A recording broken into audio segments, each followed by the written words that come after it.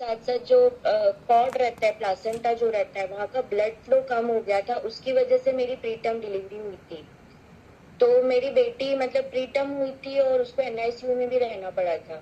लेकिन जब मैंने यहाँ पे आके नेचुरली सेकेंड टाइम कंसीव किया और पूरा फ्यूल लिया, रोज रेगुलर मैं अपना सेशन सुनती थी और जैसे कोच बोलते थे उस हिसाब से मैंने अपना डाइट रखा।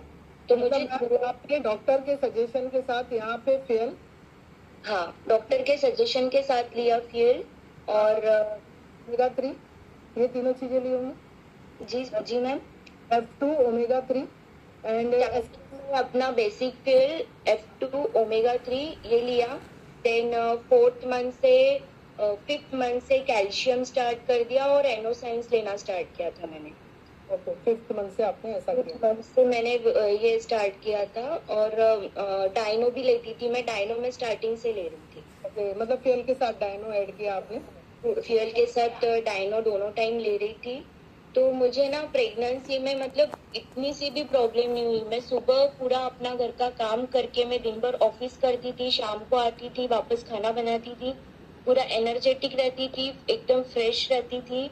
और ना मुझे कहीं पे भी कोई भी 9 मंथ तक की कोई स्वेलिंग नहीं आई। एकदम मस्त प्रेगनेंसी, मैंने बहुत एंजॉय की मेरी प्रेगनेंसी। मैंने देखा कि आप कोई भी समय प्राइम टाइम में मिस नहीं करते थे, सारी चीजों को सुनते थे और पूरा करते थे। तो मैम जो फर्स्ट डिलीवरी हुई थी उसकी कंडीशन और उसका पैसा और शरीर को तकलीफ, और सेकेंड डिलीवरी में कंडीशन, पैसा और तकलीफ क्या थी?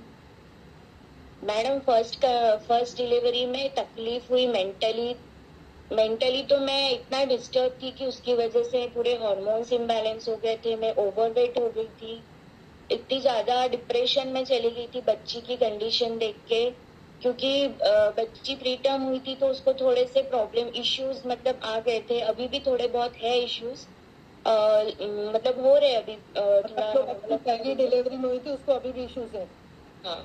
तो वाली ये एकदम नॉर्मल है, एकदम एक्टिव है मेरा पेट अभी जो सेकंड बच्चा। सही न्यूट्रिशन का डिसीजन आपने लिया करके हुआ। देखिए बाहर ना हॉस्पिटल्स और उसमें बहुत खर्चा लगता है और हम नहीं समझ सकते। मैं उस टाइम एनआईसीयू में कम से कम मेरी बेटी 45 डेज रही थी, तो मुझे एनआईसीयू का ही खर्चा 6-7 लाख रुपए आ गया था। और मेरा हाँ, एनआईसीयू में 45 डेज मेरी बेटी थी, तो एनआईसीयू का खर्चा मेरा उतना आ गया था। और अभी सेकेंड डिलीवरी में कुछ भी मतलब कुछ भी नहीं बोलो तो चलेगा उसके कंपैरिजन में। और मेंटल हेल्थ खराब हुई थी इतनी, फिजिकल हेल्थ खराब हुई थी, वो अलग। और मैम आपने मुझे एक बात बताई थी, क्या अभी शेयर कर पाएंगे घर से? आप सर ने कैसे स्टार्ट किया?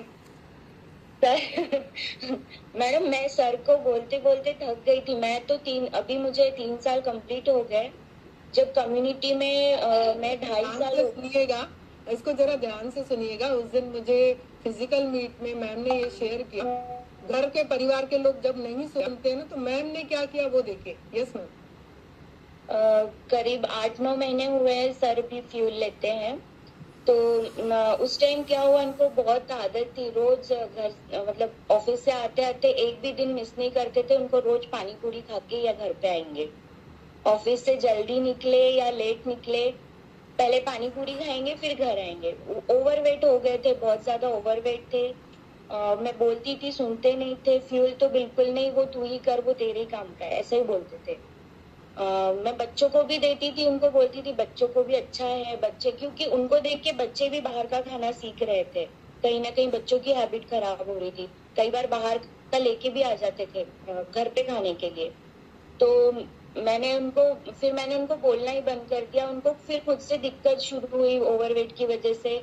उनके जॉइंट में पेन होने लगे, जॉइंट में स्वेलिंग आ गई। तो फिर मुझे बोलने लगे कि मुझे ये दुख रहा है, वो दुख रहा है। तो मैंने कहा एक काम करो, आप ना अपने सारे टेस्ट कराओ, लिपिड प्रोफाइल। ये भी यहाँ ध्यान देने की बात है, इनके हस्बैंड ओवरवेट हो गए थे तो मैम ने इनको डायरेक्ट नहीं बोला आप चालू करो। आप सुन रहे हो? मैम ने उनको क्या बोला कि आप ये चेकिंग करा के आओ, चेकअप करा के आओ। क्या का चेकअप बोला मैम? मैंने उनको लिपिड प्रोफाइल और अपना KFT LFT मतलब जो लीवर फंक्शनिंग होता है और किडनी फंक्शनिंग टेस्ट होता है। मैं बाय बैकग्राउंड मेरा मतलब ये हुआ है लेबोरेटरी वाला सारा कोर्स, तो मुझे सारे टेस्ट पता है, तो मैंने उनको सारे टेस्ट करने के लिए बोल दिए। तो उसमें उनका कोलेस्ट्रॉल भी बढ़ा था, प्री डायबिटिक कंडीशन में थे, और यूरिक एसिड भी बढ़ा हुआ था। बाउंड्री से थोड़ा सा ज्यादा था, बहुत ज्यादा नहीं था, लेकिन उनको वो पेन्स वगैरह शुरू हो गए थे, जॉइंट पेन हो रहे थे। तो मैंने तो बोले हाँ ये सब तो बड़ा है, अभी क्या करते हैं। मैंने कहा जाओ डॉक्टर को दिखाओ। डॉक्टर के पास गए, बहुत सारी मेडिसिन ऐसा लिस्ट लेके आए डॉक्टर के पास से। विटामिन डिफिशियंसी भी उसमें टेस्ट में आया था, मैंने उनको मल्टीविटामिन डिफिशियंसी भी आया था।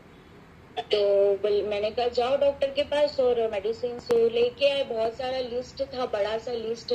बोले अब इतनी सारी मेडिसिन मैं खाऊंगा? मैंने कहा हाँ खाना पड़ेगा, और हमेशा के लिए खाना पड़ेगा, ये बंद होने वाली मेडिसिन नहीं है, ये हमेशा खाना पड़ता है। तो बोले नहीं, अब तुम तेरे उससे कुछ देना मेरे को, मैं कुछ करके देखता हूँ।